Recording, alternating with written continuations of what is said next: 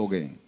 اپنی سمیت میں سب کی بات کر رہا ہوں، لیکن عمل کے ہم خوگر نہیں ہیں. عمل سے زندگی بنتی ہے، جنت بھی جہنم بھی. یہ خاکی اپنی فطرت میں نہ نوری ہے نہ ناری. تو عمل ہی نہیں کریں گے تو جتنا مرضی سیکھ لیں.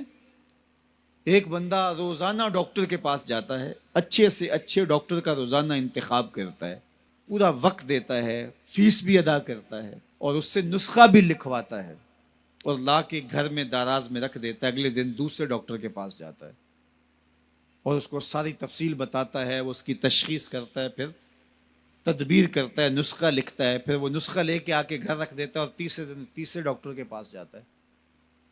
تو وہ 20 سال بھی لگا رہے تو بتاؤ اسے کوئی فرق پڑے گا؟ یار میں اچھے اچھے ڈاکٹروں کے پاس گیا ہوں، ان کے قیمتی قیمتی ٹیسٹ میں نے کروائے ہیں جو انہوں نے بتائے ہیں.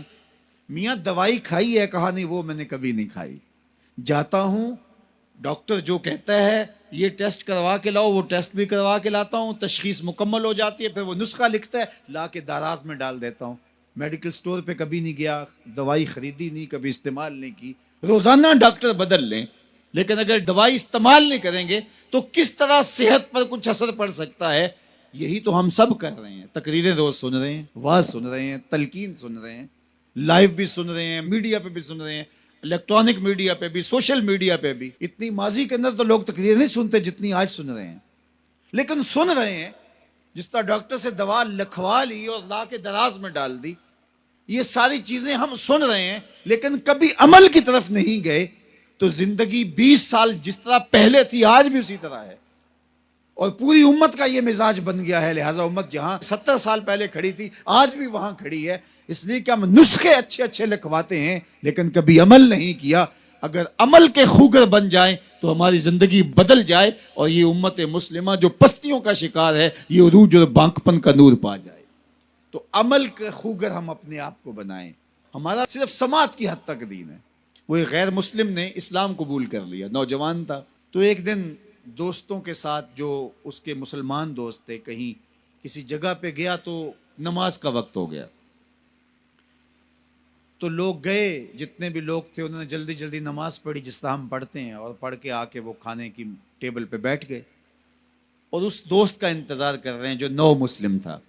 وہ آ نہیں رہا، آدھا گھنٹہ لگ گیا. آدھے گھنٹے کے بعد آیا تو سارے کوسنے لگے، تو نے اتنا وقت لگا دیا. تو وہ رو پڑا. اس نے کہا کہ اصل تم مسلمان ہو، تمہیں پرابلم نہیں ہے، تمہیں مسئلہ نہیں ہے. میں نیا نیا مسلمان ہوا ہوں، تم تو پیدائشی ہو. وہ جو میں نے نماز کا سنا ہے کہ بالکل اپنے آپ کو حاضر کرنا ہے اور اس طرح ہاتھ اٹھانے ہیں، پھر کعبۃ اللہ کا تصور کرنا ہے، اور پھر پوری طرح سے جو خیال وسوسے آئے ہیں ان کو جھٹکنا ہے، یکسو ہونا ہے، پھر تصور کر کے ہاتھ باندھنے. تو مجھے اس پر کچھ وقت لگ جاتا ہے اور اس لیے لیٹ ہو گئی. اور تم تو ماشاءاللہ پیدائشی مسلمان ہو، تمہارے لیے تو یہ مسئلہ کوئی نہیں، تم تو ایسے جاتے ہو، کھڑے ہو جاتے ہو. تو میں نیا نیا مسلمان ہوا ہوں تو میرے لیے 15-20 منٹ تو اس کام پہ لگتے ہیں. تو وہ بیچارے بڑے شرمندے ہوئے کہ ہم تو نماز بھی پڑھ رہے ہوتے ہیں اور دکان کا سودا بھی بیچ رہے ہوتے ہیں، ہم تو نماز بھی پڑھ رہے ہوتے ہیں، ہمارا خیال کہیں اور بھٹک رہا ہوتا ہے، ہم نے کبھی سوچا ہی نہیں ہے کہ ہم اس تصور کو پختہ کر لیں. اس نے بھولے انداز سے کہا اور وہ سچے دل سے کہہ رہا تھا، تم پیدائشی مسلمان ہو، تمہیں تو مسئلہ ہی کوئی نہیں ہے، جاتے ہو یوں کھڑے ہو جاتے ہو، لیکن مجھے 10 منٹ 15 منٹ لگتے ہیں کعبۃ اللہ کا تصور سامنے لاتے ہوئے، خیالات کو جھٹکتے ہوئے. یہ پریکٹس ہے اسلام کی.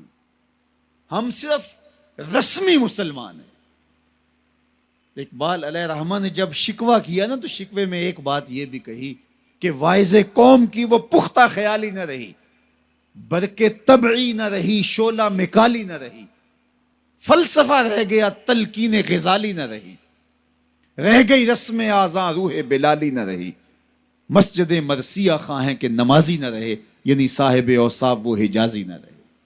ہماری نمازیں، ہماری اذانیں، ہمارے عمل بس زبان سے ہی ہیں، روح تک اترے نہیں. دل مومن ہے تیرا نہ میرا، تو بھی نمازی میں بھی نمازی. جب تک اس کو نہیں بدلیں گے، کہتے ہیں کعبے گیا گل نہیں مک دیجئے دلوں نہ مکائیے، اس کو مسلمان کریں.